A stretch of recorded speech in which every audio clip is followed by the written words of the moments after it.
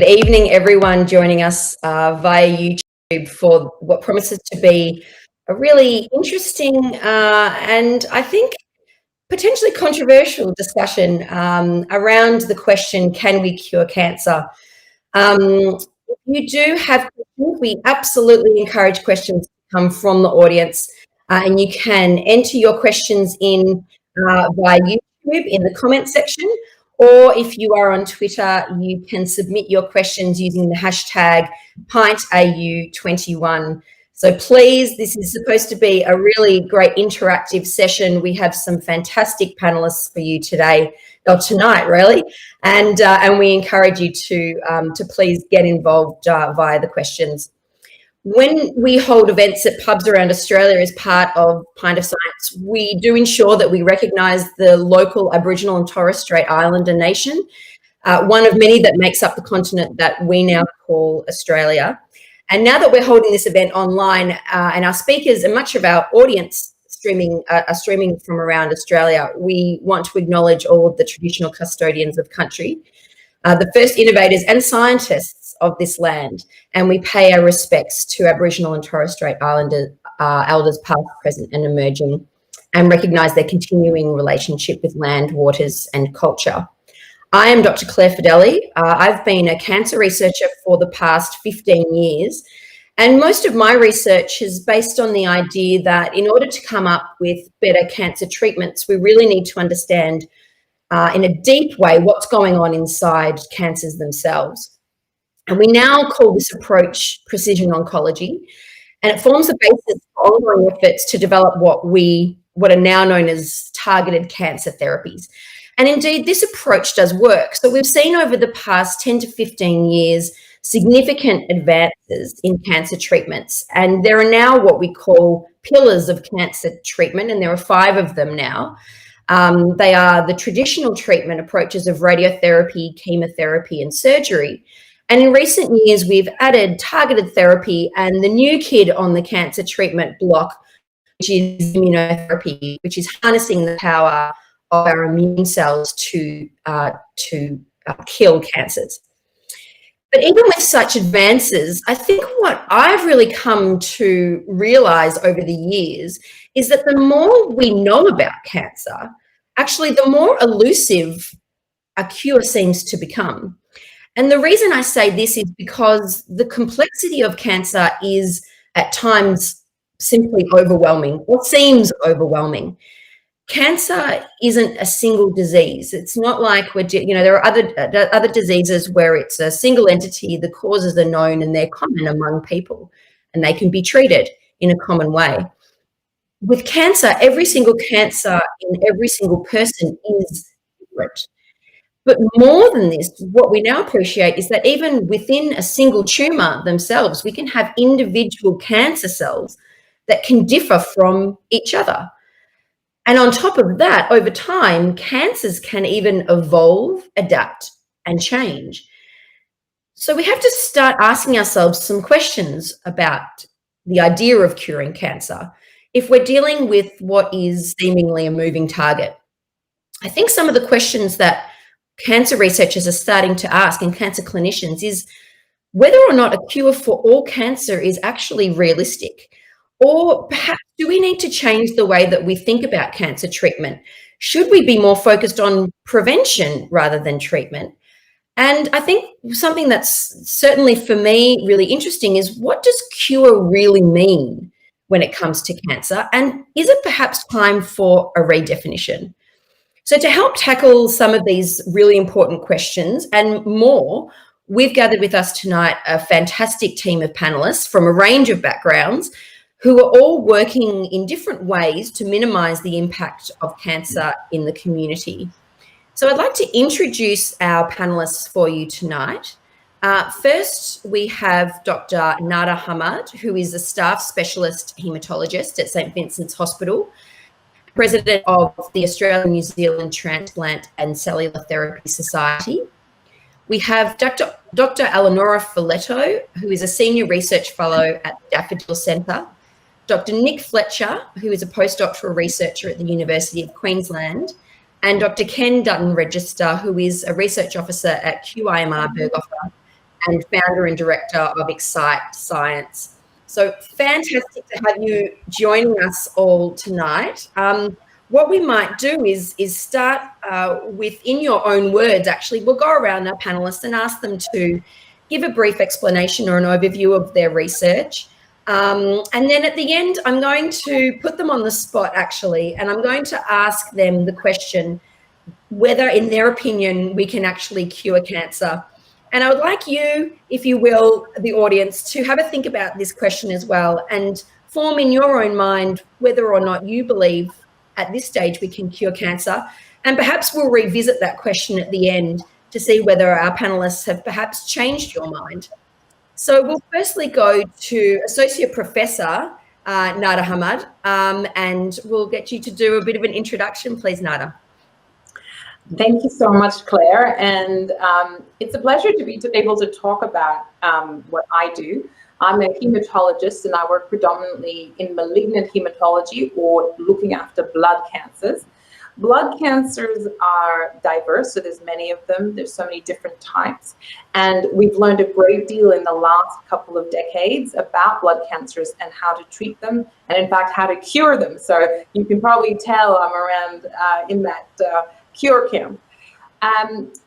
I predominantly work with patients in terms of treatments. We use targeted therapies, we use immune therapies, we use bone marrow transplantation and cellular therapies like CAR T-cell therapies. These are all amazing technologies that harness not only the patient's immune system, but donors' immune systems as well to cure cancer. And although my day job predominantly is treating patients, I am also a clinical trialist and a researcher. So I am a principal investigator or primary investigator on many studies on new agents, new treatments, new molecules, sometimes first in human studies or phase 1 studies where the compound has not even been tried in humans before. And it's really about bringing those new options and opportunities for novel treatments to Australia, to New South Wales, to Sydney, to my hospital, to offer patients possibility if their cancers are not curable by other methods. I'm also a researcher in terms of deliverability of cancer therapy. So I do some work in rural and regional New South Wales. And for me, it's really important to be able to extend all these amazing technologies that we have that can cure cancer to patients in rural, remote areas. So it's not just about the amazing work that we can do in the lab and in terms of delivering really interesting treatments, but how do you get it to patients? And at a deeper level, as a feminist, I really believe in, taking into account the psychosocial context of a patient. Women struggle with a number of things in society and culture, and that goes for multiple ethnicities and disadvantaged groups. But to be able to think about a patient in their own context and how you can deliver care in the most appropriate way. So looking after women during cancer treatment, making sure that they're supported, making sure that we are taking into account their hopes and dreams about fertility and planning families, and patients who develop cancer during pregnancy. So although my research in terms of clinical trials and novel agents is very interesting, I'm also very interested about researching how we best deliver care to patients near to home, and also taking into account their own personal psychosocial context. Thank you, Nada. Incredible work. You mentioned that, excuse me, as a hematologist, you employ, amongst other things, these newer types of therapies, including immunotherapy. Can you perhaps give our audience a bit of an overview about what immunotherapy is and how much of a game changer has this technology been for cancer treatment, but in particular for the treatment of blood cancers? So immune therapies and targeted therapies, I mentioned to you before, they were born in hematology. We did it first before anyone else. And it was really because hematology is a liquid sort of specialty. So we can actually look at individual cells and look at their makeup of each cell. And we could do that much more easily, even with limited technology in the past. And you can identify cancers where there's a specific genetic mutation. Chronic myeloid leukemia is one of those cancers where there's one mutation that is the cause of a life-threatening illness. And you can target that mutation with a drug that turns it off, and then there's the cure. So you don't even have to go through chemotherapy. You don't have to go through difficult, complicated procedures like bone marrow transplantation like we used to do. And in hematology, we use bone marrow transplantation to treat bone marrow failure, where the bone marrow where all your blood is made just stopped working, whether because of a cancer or because it just disappeared for whatever reason. And we think about nuclear holocausts and nuclear disasters and bone marrows failing because of radiation exposure. That's where bone marrow transplantation was born. But once it was born in the 60s, we discovered that there is an immune surveillance that comes with bone marrow transplantation. When you transplant somebody else's bone marrow, you find that new bone marrow, that new immune system, can actually minimize the recurrence or the relapse of cancer. And that's where the idea came that, perhaps you can use the immune system's ability to surveil your body and be a policeman or a police check on abnormal cells that are emerging so that they get knocked out before they develop into a full-blown cancer. And in certain circumstances, you can, trigger the body to level up that immune system. People talk about immune system boosting, and if this is not immune system boosting in the traditional sense, it is really to try and turn on the body system and look specifically for cancers and knock them out. So that's what immune therapy is. There are a variety of methods to do this. You can use bone marrow transplantation. You can use cellular therapies where you engineer the body cells to attack a specific cancer, and that's just really, really exciting work. That's CAR T-cell therapy, which has now become more available in Australia. And there are targeted immune therapies where you can design a drug to specifically attack a cell based on its immune profile or the proteins on the surface of the cell. So there are now multiple ways you can harness the immune system to attack cancers or knock out cancers and potentially cure cancers, at least in the blood cancer space. So it seems, I probably don't need to ask, but do you think there is a cure for cancer? I think there are cure for some cancers because we've done it, so we've cured chronic myeloid leukemia. That is the highlight of my life in my lifetime that I've been able to witness, that, the change from a life-threatening illness when I was a junior doctor to, a cancer that is now curable and people live longer than they're supposed to even live with chronic myeloid leukemia. Extremely good quality of life, no chemotherapy, no complications. So there is hope for certain cancers that present a more simple mechanism of cancer. Now, of course, there are more complex cancers that are very clever. They can evade the multiple strategies that we use. That's not to say we may never be able to achieve that. The more we learn about complexities of cancer, the way they evade the therapies we use, the better we're going to get at it.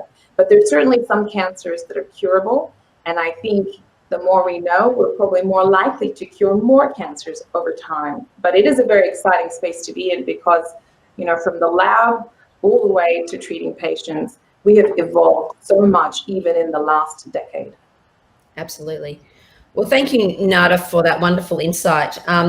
We've already got some questions coming through from our audience. Again, excuse me, we encourage everybody to submit your questions via the comment sections in YouTube or via Twitter using the hashtag PintAU21.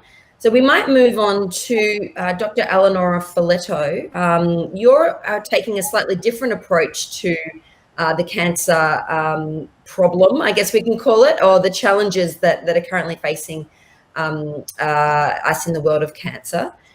What do you do on a day-to-day basis to try to minimize the impact of cancer on our community?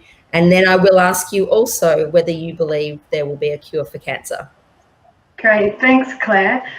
What an act to follow after Nada. So I'll do my very best. But I have, as Claire mentioned, a very different approach. I work at the newly formed Daffodil Centre, which is a joint venture between Cancer Council New South Wales and the University of Sydney. And we have more of a epidemiological and mathematical modelling approach. So we look at cancer from a population level in certain instances and also take a very public health view. When we are looking at how do we assess the burden of a particular type of cancer and what we might do in that space. My group looks at gastrointestinal cancers, so we focus predominantly on bowel and liver cancers, and we very much look at the earlier end of the cancer journey, so we very much talk about prevention and early detection. So unlike NADA, we get the very unsexy and very restrictive job of saying don't do things. So don't smoke, don't drink, eat your greens, you should exercise, and very much definitely don't eat bacon. So those are hard messages to give people, but essentially what we're saying is be healthy. And we know that being healthy actually can help in a whole lot of diseases, not just cancer. When it comes to early detection and screening, there's a whole other world of what can we do about cancer. As I mentioned, I work in bowel cancer, and we have a national bowel cancer screening program that's available, and what that can do is actually catch cancer before it even develops, or at a very early stage where the survival rate is about 99%. So there are ways we can intervene, and what we look at is, well, if we were able to intervene at an earlier stage, what would that mean? And so as I mentioned, we have a bowel cancer screening program. Current participation is around 40%, and we were able to estimate that if that were increased to 60%, that we would be able to save an additional 84,000 lives. So what we're talking about are Australian lives, and how people can avoid even being diagnosed with cancer in the first place. So I'm going to preempt your question already, Claire, and say, if we're talking about curing cancer, well, why couldn't we talk about not getting cancer in the first place? And there are some cancers I absolutely acknowledge. We know that it's about 1/3 of cancers are preventable. There are cancers that aren't preventable, and well, absolutely, we should be looking at the treatments that are the most effective. So I guess that's where my research interest lies, and it's not only in, it gets even unsexier, in that I spent a couple of years working at the International Agency for Research on Cancer in France, and I had the pleasure of working on a project in one of the largest still functioning asbestos mines in the world, in the Russian Federation, so looking at occupational exposures that increase your risk of cancer. And fortunately, that's not something that we have to deal with prospectively, so in the future here, but we are still dealing with what used to happen here in Australia, and how we used to use asbestos in different products, and what the impact is on Australian health. So I guess, again, I've already laid it out there of what my position is. Prevention is certainly something that I stand behind. 84,000 lives you predict that you'll be able to save if you get the screening up. I mean, that's quite extraordinary.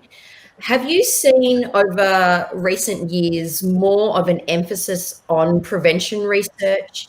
I guess, maybe in the past there hasn't been so much, there's been a lot of research into the cures.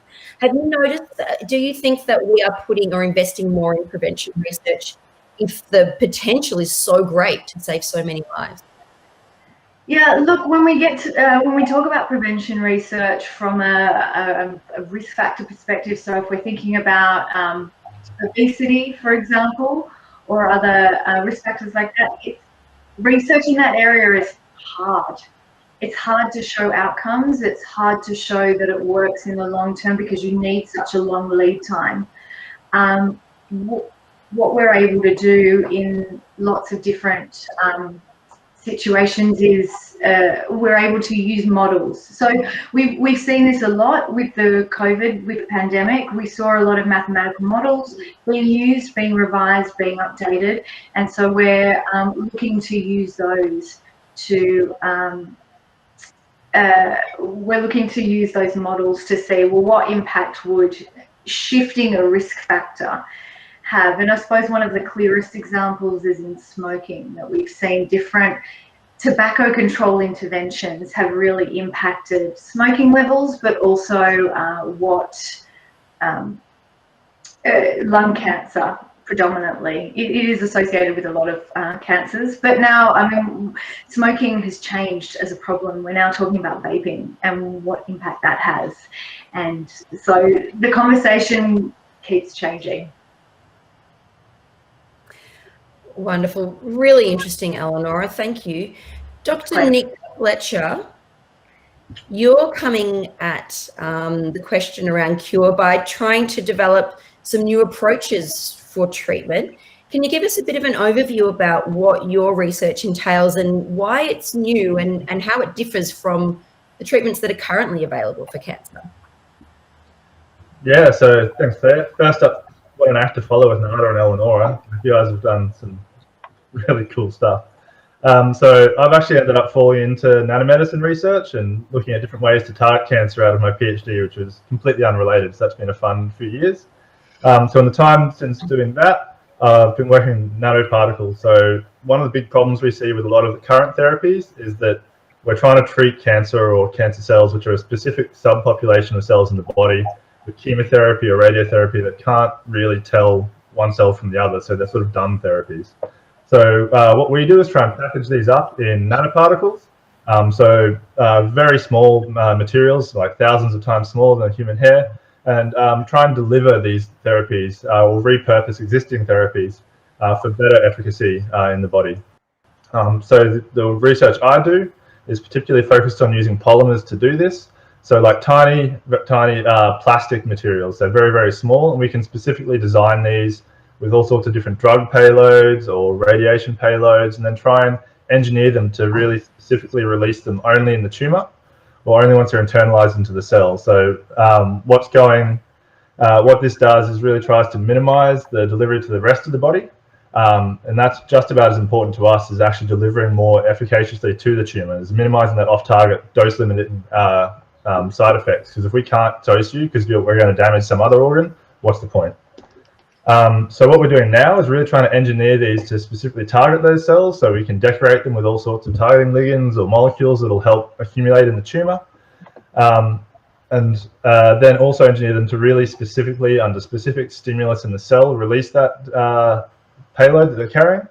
And what we're doing now is similar to what Nada was talking about, is trying to make these precision and patient-specific approaches. So even looking at using immunotherapies or immunological targets. So we can take a sample from a patient, in our case, mostly preclinical, but we're working with some canines. We've actually worked with large animals. So we're getting in dogs from the community that have cancer, doing specific screening on these patients and trying to work out what their cancer expresses. And then we can make a therapy that then very specifically delivers therapy to their specific tumor. So this is working really well so far, and we're sort of moving towards clinical translations of these. So we're a bit further behind Nada and Eleanor's work, but hopefully be collaborating with you guys soon.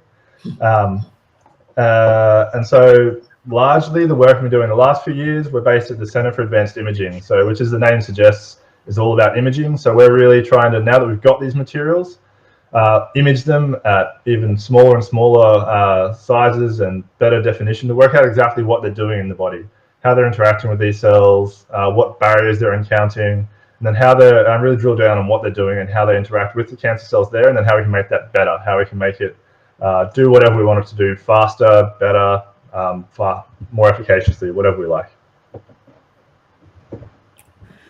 Right, wonderful. Thanks, Nick. So for someone like me who doesn't really know a lot about nanoparticles, they sound pretty fancy. What are they actually, and why are they able to work so specifically? What is it about the technology or the features of a nanoparticle make it better than, you know, for example, just putting a chemical straight into the body? How do they really, what feature about the nanoparticles allows them to be directed straight to a tumor so that they can have the more specific effect? So what we do is take polymers, so sort of like plastics. So you have long chains of small building blocks that we can stick together in very controlled, specific ways. And what that means is we can then control, say we've got a long chain, we can control what's on one end versus the other, attach the drug to that, or attach targeting ligands to the other end, or attach imaging probes. So we can design these very specifically to interact the way we want them to. We build them out of polymers that are intentionally relatively stealthy. We call them stealthy, so they don't interact with things in circulation. They'll try and not just bind to random cells they encounter, but we can make them specifically interact with cells. And then what's really cool is there's actually, once you get down to the nanoparticle size, so sort of that nanometer range, the particles themselves actually localize to the tumor based on the physiology in the tumor. So there's leaky vasculature, there's poor lymphatic drainage, and these nanoparticles, even if we don't target them, do tend to just naturally build up in these tumors, in solid tumors anyway. And that lets us treat these, and then we can boost that further by adding these targeting agents or approaches to help interact with the cells we want them to.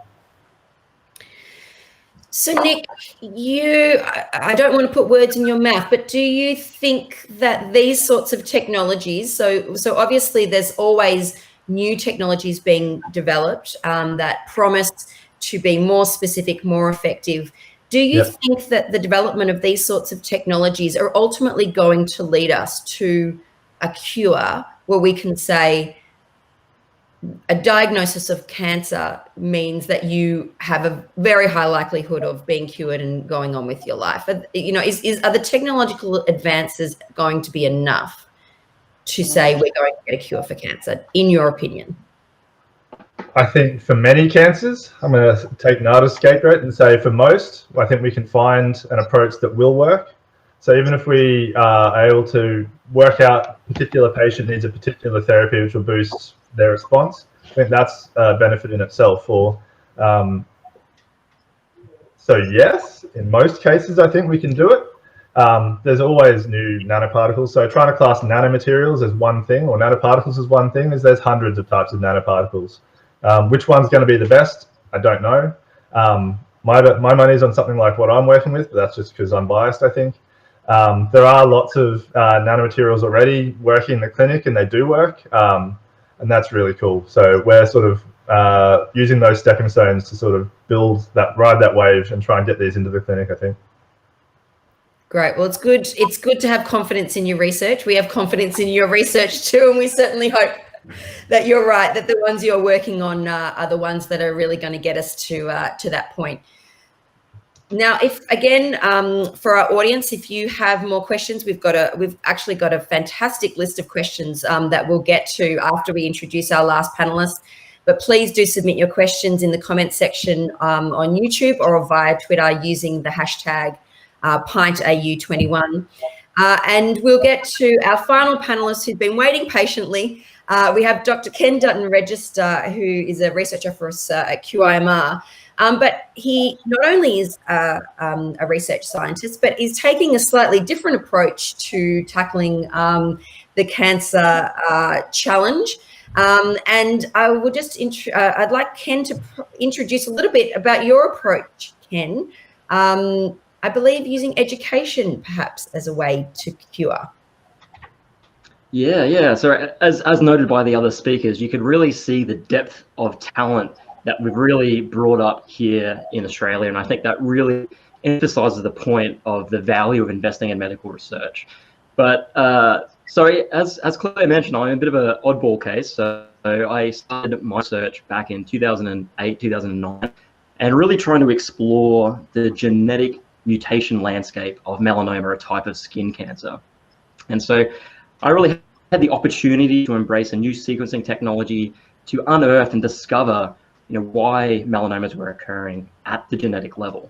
And as Nada sort of mentioned before, some of those mutations can actually be targeted through different therapies. And so I was really trying to help and try to identify some of these new drug targets through these mutations. I ended up in Boston for a couple of years and then started learning about some new gene editing technologies. Some of the audience might have heard about CRISPR. And we were really using that technology to try and turn off or delete different genes in cell lines to identify which genes were really important to the growth of that cancer. And by combining that with genetics, we really could identify new drug targets. But interestingly, I thought trying to cure cancer wasn't enough for me, and I sort of really was more intrigued by Eleanor's problem of having sexy prevention messaging, and I thought I'd decide to take on that challenge. And so instead, I decided to launch a startup company called Excite Science, and we're creating immersive, science-themed, cancer-themed pop-up experiences that explain complex cancer biology in fun ways. So in the background here, this is from our cancer biology-themed escape room. So we're using gamification and puzzles to teach people about cancer. I've also co-created a virtual reality game. And more recently, thanks to the Brisbane City Council Innovation Grant, I've been working on a cancer art gallery. So we're pairing cancer researchers with different creatives to create artworks around cancer biology, really using nostalgia and pop culture references. And I thought I'd just quickly show everyone one of the first artworks. Oh, this is awkward. So this is the BRAF mutant immunopositive melanomas, and it's really playing on talking about some of the evolution of the targeted and immune-based therapies and the dramatic success that it's had in the treatment of melanoma, going from 5% survival when I first started my research up to now 50% survival, which is dramatic progress in 10 years. So, I mean, it's fascinating, and I think it's a fantastic demonstration of the new ways that scientists can perhaps start engaging with the community in perhaps some non-traditional ways. We have a tendency to sort of stand, in our ivory towers and preach down. And I think that it's wonderful that that you're working in such an engaging way. What sort of responses do you tend to get from people who come and engage with your, science artwork? And is it really fulfilling? How do you feel when you get different responses, I guess? Yeah, so the art gallery hasn't been launched yet, and we're thinking we might have a soft pre-launch maybe in July. So follow our website www.excitescience.com to find out when we might be popping up.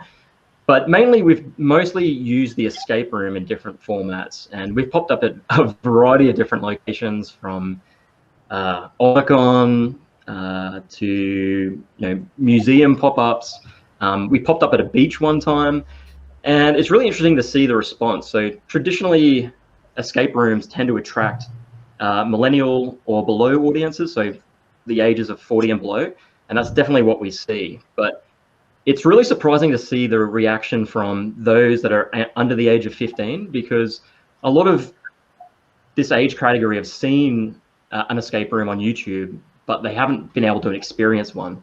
And when we come in and have this, sometimes free pop-ups that they can sort of participate in, they're just super excited to do an escape room. Not really thinking about it from a cancer perspective.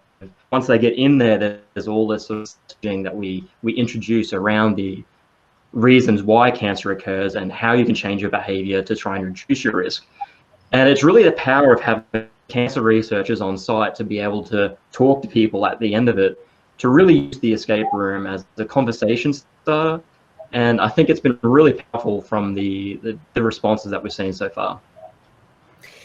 So wearing your researcher hat or your communicator hat, what do you think about the question of whether we can cure cancer? And do you think that education is going to play a role in contributing to this idea of prevention rather than necessarily cure?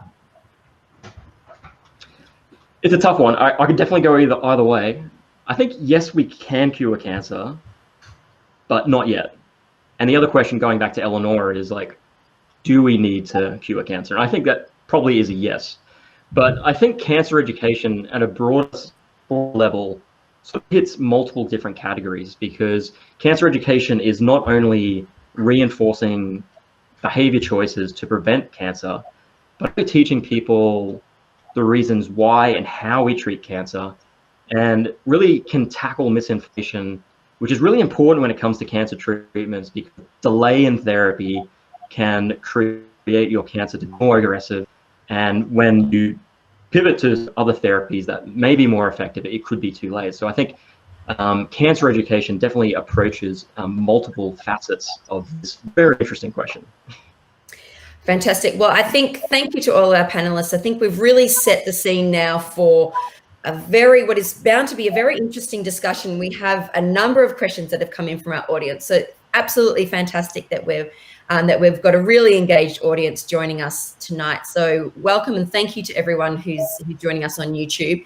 If you did want to be part of the conversation, please post your questions in the comment section or on Twitter using the hashtag PintAU21.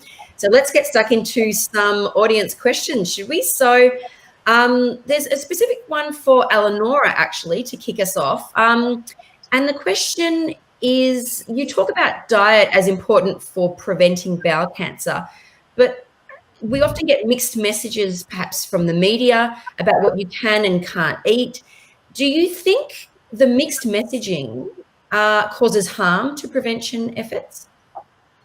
I would say yes, absolutely. And I really I want to answer. I'm keen to hear what Ken has to say about the media and their messaging as well. We do know that media tend to like tantalizing headlines, and sometimes that can really interrupt what the main point is. And I mean, look, I did exactly the same. I said definitely don't eat bacon, and that's not necessarily true. We do know that processed meat certainly does increase your risk of certain types of cancer, bowel cancer being one of the main ones. It doesn't mean you should never eat it. I mean, you can choose if you have bacon with your eggs or not. We do have a responsibility to put out messages that are clear, and that can be quite difficult. There is a lot of marketing going on. There are a lot of people trying to sell us things, and they're not necessarily looking out for our best interest or trying to reduce our risk. And to be honest, it's our individual responsibility. So I would say, again, healthy lifestyle is certainly what we all need to aspire to, and I'm not suggesting that I'm perfect at that either. But Ken, do you have any comments about marketing and media? Yeah. I think it definitely can be a challenge, and I think it sort of comes down to, I think, the community really understanding excessive science.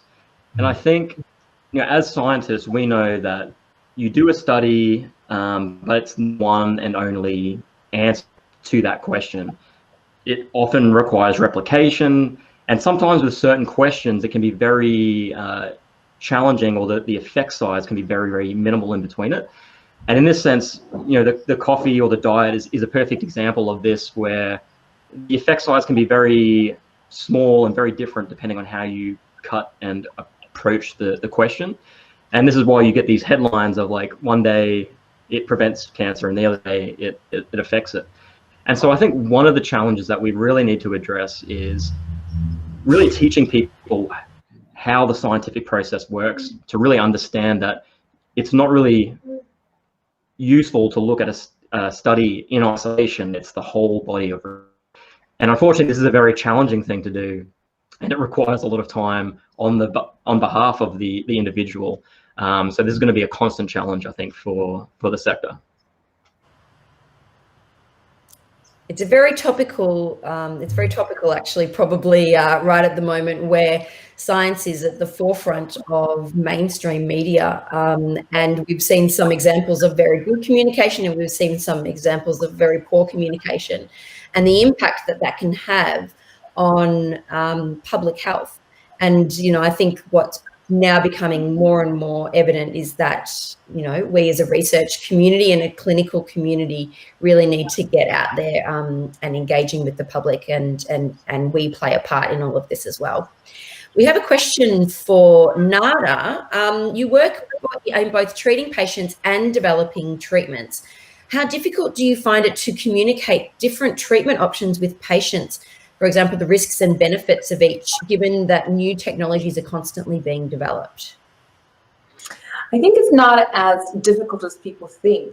The first steps that I take when I talk to patients about their diseases, and of course every disease is different, is to take the time to explain the disease to them and explain why certain treatments work and how they work, and the different options in terms of complications and also the benefits. Now, one might think there may be a huge repertoire of options, but in reality, that is not true. Because once you've understood the patient's cancer or the disease itself and the risk factors that patient comes along with, those options actually narrow and then emerge as maybe one or two at best, and very rarely three options. And it's really important to empower patients in the knowledge of their own disease, their own risk factors, so the other diseases they may have. A patient with multiple other diseases is not the same as a young patient with no other complications. And so trying to explain how that will impact the way they can tolerate a treatment is really important. And I practice sort of medicine in a way that traditionally most people would think is how we would normally do it. But for me, it's really, really important to explain things in the simple way as possible and checking that patients understand. Sometimes with the time pressure, we don't have that luxury, but it is so important to be able to do that in the beginning so that patients have a good foundation and understanding of what their disease is, what treatments they're getting, if things go right, and if things go wrong, why that happened. Thanks, Nada.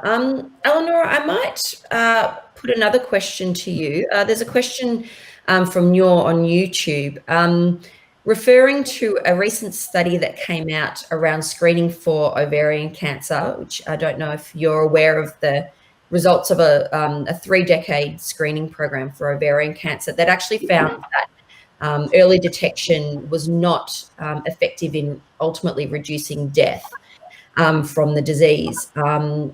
So what is your opinion on that? I don't know if you're aware of that research, but does it pose the question, does early prevention always necessarily translate to an improved survival from cancer? And do we therefore need to still be really going hard at cures?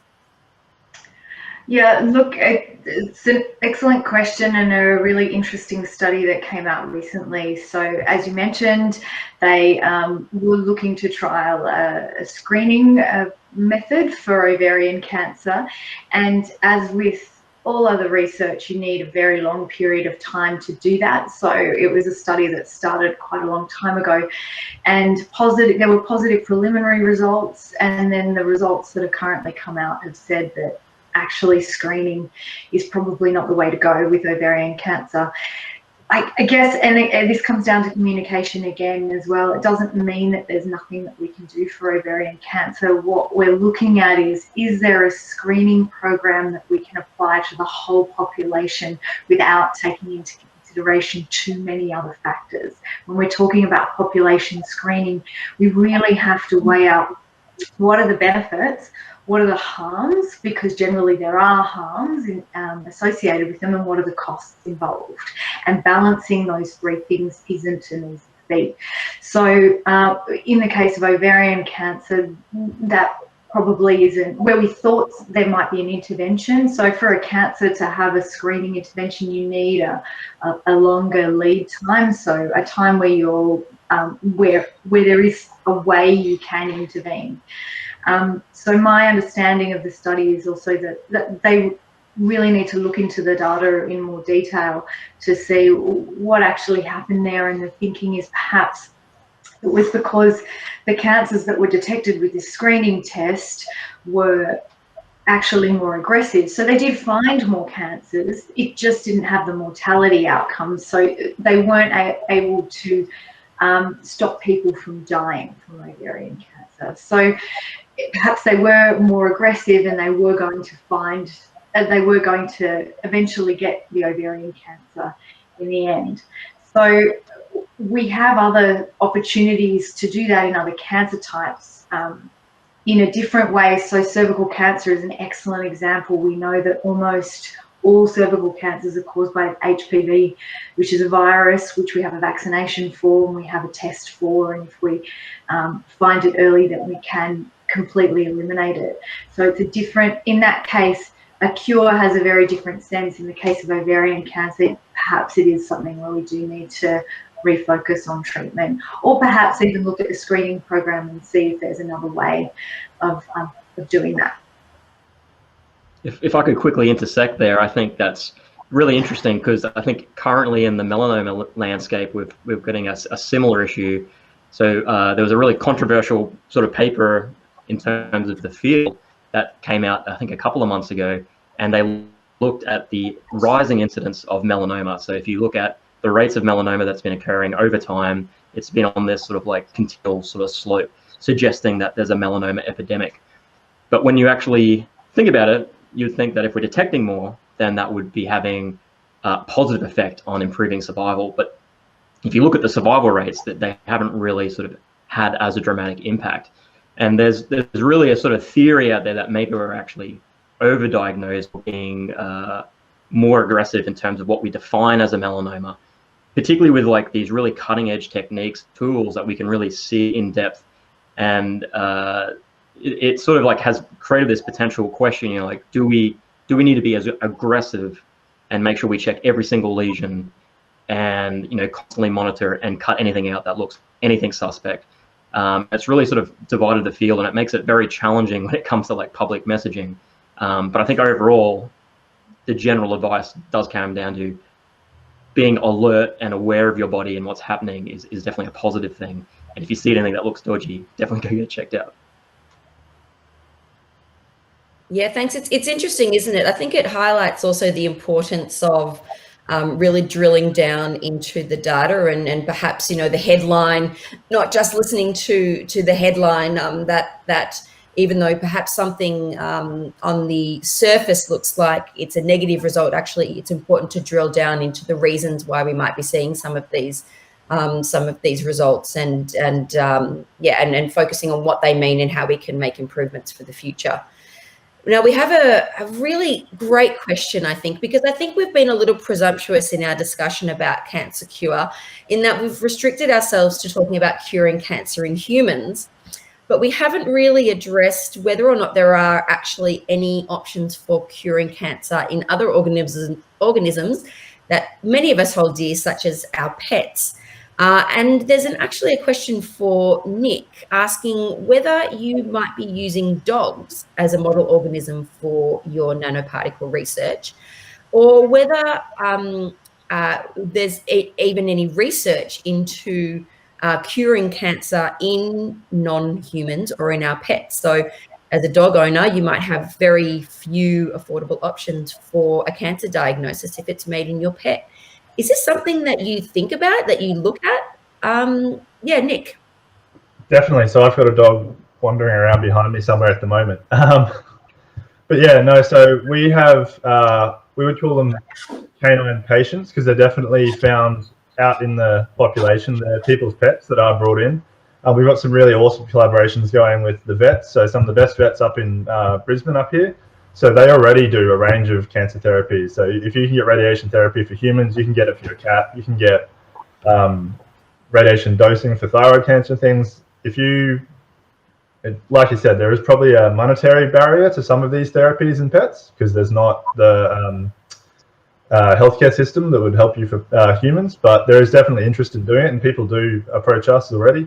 So we have done several trials where we've started dosing pet dogs, sort of particularly with prostate cancer is where we're focused at the moment. So canines are one of the only animals outside of humans that develop prostate cancer in a similar way to humans. So that makes them both interesting for us, and it's really nice to be able to actually treat a patient with our materials without having to go through some of the hurdles to work into the clinic, which is where we're building towards now. Some of those results look really cool. So we can do all these imaging studies and show that, yes, we can get our nanomaterials into their particular tumors with the right receptors. We have seen some positive treatment outcomes with less side effects, which is the other main thing we're really interested in seeing. So it's still early days yet, but it's looking promising and definitely an option. Yeah, I was going to say there's also some interesting groups in the US. I remember attending the Society for Melanoma Research one year, and there was a group in the US, a non-profit, that literally compiles dogs who have cancer, who their owners really would like to treat, and they actually pair them up with human cancer researchers who are working on new drugs and try and connect them together to really act as models to sort of see if that can sort of help progress. Not only treat the dogs, can also feed back into the human treatment. So I think it's a really interesting avenue. Yeah, the US is definitely ahead of Australia, just partly because of, I think, the research money there and the number of dogs around, I guess. But yeah, we work close with some of the guys over there. There's pathologists who do only dogs and their cancers, and it's really cool to work with some of those guys. Yeah, fascinating discussion. For Ken, there's a question, there's some interest around virtual reality and how you might employ virtual reality to teach people about cancer. My husband's just bought a virtual reality headset, and I'm interested to see how we might be able to get this being used for some good. Do you have any program? Oh, there you go. Wonderful. Do you currently have any programs or games in development that could be put out to the public? And is there somewhere that people can go to, a website or some other resource to check out that work? Yeah. So I think we should have. There's a quick question that we did miss. Someone wanted to know what's Nick's dog called, and if they've got an Instagram. So I think we need to address that really important question first. I'm trying to find. She does have an Instagram handle, and I'm trying to find it off camera. Sorry. We're tackling the big questions. All right, big questions. We'll put that in the comments. Yep. But yeah, so the virtual reality game, we launched one last year. So it's called Malignancy VR, and you can either go to malignancyvr.com or go to the Excite Science website, www.excitescience.com. And so it's created on the Oculus Quest system. It's about a 3 to 5 minute game. It's sort of currently a prototype game, but we sort of transport you into the human lung, and then you have to use different guns or therapy guns to try and defeat the cancer. And we use a chemotherapy gun, a targeted therapy gun, an immunotherapy gun, and the game mechanics reflect how each of those different therapies work. And so this project was really interesting because it was co-created with Dr. Elke Hacker from the Queensland University of Technology. And she really wanted to understand if virtual reality could be a really unique way to reinforce preventative behavior. Because if you look at the statistics, like here in Queensland, of like sunburns over the last 12 months, when you're in school, the typical sunburn rate over the last 12 months might be like 30%, up to about 50% when you're in grade 12. And then as soon as you become 18, it goes up to like 90%. So it's like sort of like you just sort of forget about it. And we thought maybe virtual reality could be a really unique way. And interestingly, we actually just published a case study on this. So it's in JMI Serious Games, and you should be able to access it. I think I've uploaded it to my website. I'm not sure yet. But we're currently trying to sort of see how we can roll it out, because the problem with virtual reality is that the distribution challenging. If you upload it to the Oculus Quest store, it does make it challenging to recoup costs, because currently we've sort of launched this game just off our own backs. So if you're trying to create a sustainable model, really bringing in more funds to expand the game, you need to try and raise some funds in some capacity. And so we're just trying to like explore different avenues. And one we're potentially looking at is getting it on some type of platform that's around curriculum in schools, and really sort of enter into a subscription-based model with other games, not just in cancer, but other STEM-related games and other curriculum-aligned games, and really trying to push the education sector who have VR headsets into this sort of more broader array of games. I meant to say, Ken, I need to come have a chat to you guys about your VR stuff. So we've been doing a lot of work with our COE around Australia. One of the projects out of UNSW, John McGee's making some VR worlds for us, where they're taking, like, one of the coolest ones I've played around is they took the electron microscopy slices through a cell, and then you can walk around on the surface of an actual rendered cancer cell and understand what's going on with the membrane folding and the receptors. And then they've taken some of our PET data. So part of it's about the communication outreach stuff that you guys are talking about, so communicating what's going on. And the other part is we find it really hard to present some of the 3D data that we generate with our work all the time. So if we can drop in a researcher from Melbourne with our guys in Brisbane, and they can walk around this 3D model of a animal, where we're looking at where these particles are trafficking, we can explain to them much more easily what's going on and where their material's gone, because otherwise they get this random coloured 2D image and they don't understand what's going on. It's really cool.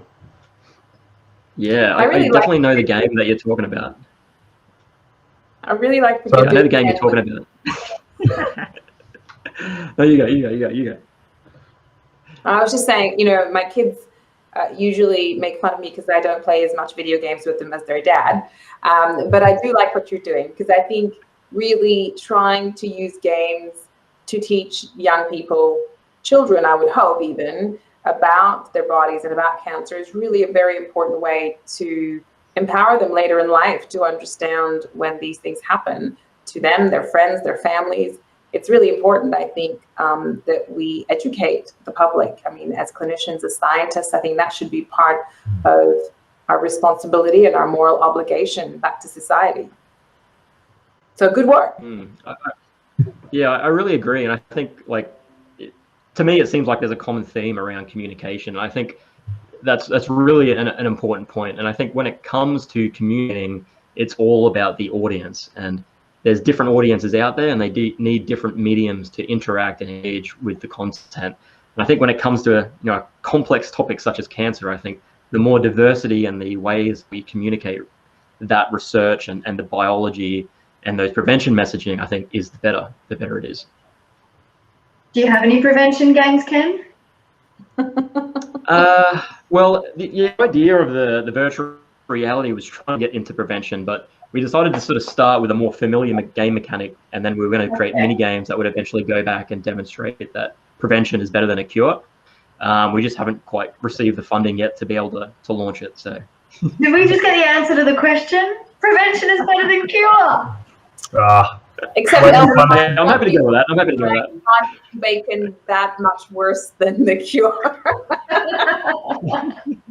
And that's probably a good segue. I suspect Ken might be getting a few emails into his inbox from people wanting to get into the world of VR, but it's probably a good segue into what's going to be our last question. Somehow we've gotten to the end of the hour. But what's going to be our last question that we'll pose to our panelists, and each can give I guess a brief overview to the question coming from Joanna on YouTube. What do you each think is a realistic goal or vision that you see for curing cancer in the next 5 to 10 years? And that's a very short time frame when we're talking about development of new technologies. But is there something that you see that you think is really going to be a bit of a game changer in the next 5 to 10 years? And what do you think that might be? What do you think we're going to see happen within that short to medium time frame in terms of cancer cures? Nada, perhaps we'll start with you. Yeah. So, I mean, I think there is a exponential evolution and emergence of newer therapies. And what I'd like to see in the next 5 to 10 years is adopting different strategies faster. So we used to have chemotherapy as the mainstay of treatment, and now we're coming up with more and more novel agents, more and more specific targeted agents. We're just not bringing them into the clinic as quickly as I'd like. So in the next 5 to 10 years, that would really make a big difference. And I think there's a big move in the public health sector to try and do that. And then the second thing is to really shortcut some of those delays by introducing diagnostic techniques and making them standard of care. So next generation sequencing, pathology methodology that really allows for rapid and accurate diagnosis. And then the third is really going hard at that last mile and deliverability. So COVID has taught us we can use telemedicine, we can use technology to really be able to reach out patients and get to them so that we are delivering cancer care to patients who are far away from us like we didn't used to be able to do before. So I think we can do that in 5 to 10 years. We've done it very quickly with COVID. We can do that. Absolutely. Eleonora, what do you think? Well, I'm going to be cheeky and steal an extra 4 years, if that's okay. And I am going to reference some of the modelling we've done in cervical cancer and say that based on our projections, cervical cancer will actually be technically eliminated as a public health issue by 2035 in Australia. So that's just one example of what we can do in the near future. So, I mean, Nada's gone through the treatment aspects of it, but from a prevention point of view, there's so much more we can do. Amazing, amazing. That is, I mean, what an incredible scientific feat to basically eradicate a whole disease. Nick, what do you think? I suspect nanoparticles might form part of your answer. I'm a little bit biased, I guess. I need to keep myself in a job for a while. Like Nada pointed out, though, so the COVID response has been phenomenal. And if you look at it one way, that's the largest, fastest nanomaterial, nanomedicine trial ever done anywhere. So some of those vaccine approaches they fall under nanomedicine if you look at them that way. So if we can do it there, why can't we do it with something else? But looking at what we're doing more, moving those into the clinics and making nanoparticles and targeted approaches with chemotherapies, radiotherapies, that's going to start moving more and more into the clinic. Like Nada said, they're getting closer and closer and faster to adopting new approaches.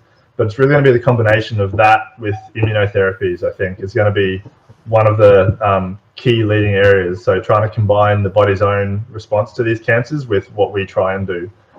So take our smart materials and get the body to do its job even better. And Ken, what are your thoughts on this? In the next 5 to 10 years, what do you think we could realistically expect? Yeah, I'll go with two responses. The first one's on the treatment side. I think really understanding more of the immune system. I think we've made a lot of traction, but there's a lot of like weird peculiarities and unknowns. And one of the more fascinating things that have come out in the last year or 2 years, maybe 3 years, is the role of the microbiota or the gut bacteria really influencing treatment responses. So there's definitely shown that even just changing your diet can change the gut microbiota, which can actually increase your response to immunotherapies. And we're even doing like fecal transplants, so taking poo out from people who've responded and then giving the bacteria to people before they go on treatment, and they've started showing to be responding more positively. So I think in the treatment space, there's some really interesting immune-related stuff that we could definitely explore. But going back to the sort of creativity side, I think we really need to embrace more interdisciplinary type approaches to how we think about cancer. And I think really exploring new ways and embracing the new world. I think in academia, we can get sort of a little bit stuck in our old sort of traditional research ways. But I think if you look outside in every other industry, there's a lot of lessons that we can learn, both through embracing different types of social media, different types of design, and really begin to push the barrier forward in using that and promoting that in more different ways. So I don't want to say prevention is better than a cure. I would say education is better than a cure. That's my approach. Hedging your bets. Cop out. I think what we can probably say is the general overview, I think from probably most of our panelists, is that there is a general sense of hope for the future that that we will be able to progress even more advanced technologies, so that we will hopefully get to a point where we get a cure for more cancers than we do have cancers that cannot be cured. Perhaps a cure-all may be something that we will aspire to for a little bit longer, but certainly in the shorter term, there may be hope for a large number of cancers that we will at least develop more effective treatments for them. So with that, I might give a big thanks to our wonderful panelists for joining us, for volunteering their time tonight, and to all of you in our audience who have stuck with us. Hopefully this has stimulated some interesting conversation or discussion points for you. You can bring them up now. You can bring them up around the physical water cooler in the morning. So I encourage you to use this as the catalyst to start conversations, certainly. Now, in terms of the Pint of Science Festival, there are a number of events that are coming up that you also might find very interesting. Tomorrow, there's a live tour of a forensic chemistry lab, fantastic, with Dr. William Gee from Griffith University. That starts at 6:30 Eastern Standard Time, which is a fun look at behind the scenes about how fingerprints are turned into forensic evidence, which is a free event, but please do register on the Pint of Science Australia website. And there are a number of exciting pint panels that are scheduled for next week. So you can check out the schedule for those also on the Pint of Science website. There are a number of people who are involved in putting these panels together, and indeed the whole festival. So not only a big thanks to our panelists, but also a big thanks to the Pint of Science volunteers. It is all volunteers here who've done a huge amount of work in the last month, especially to put together these events. And there's also a small team of Pint panel organisers, which is wonderful. So the Pint Festival is supported by volunteers. If you have tuned in and have enjoyed what you've seen today, you are more than welcome to please leave a donation on the Pint of Science Australia website so that you can help keep this event running in future years. I think that it's a wonderful approach for engagement of between people coming from different areas, especially scientists with the general community. There's a QR code that you can scan on your phone that will take you to a website, and you can make a very kind donation if you're so inclined. And lastly, a final thanks to our wonderful panelists tonight for joining us, to you, our wonderful audience, for your excellent questions. We do apologise, there were some questions we did not get to. There was such a lot of interest that we've really tried to cover some broad topics, but thank you all for participating. And remember that Pint events in any format are all about connecting over conversations. So again, please use this as a starting point to start the discussions amongst yourselves and amongst your friends and family. So thank you everyone for joining us, and we hope that you participate in many more Pint of Science events in the future. Have a lovely evening.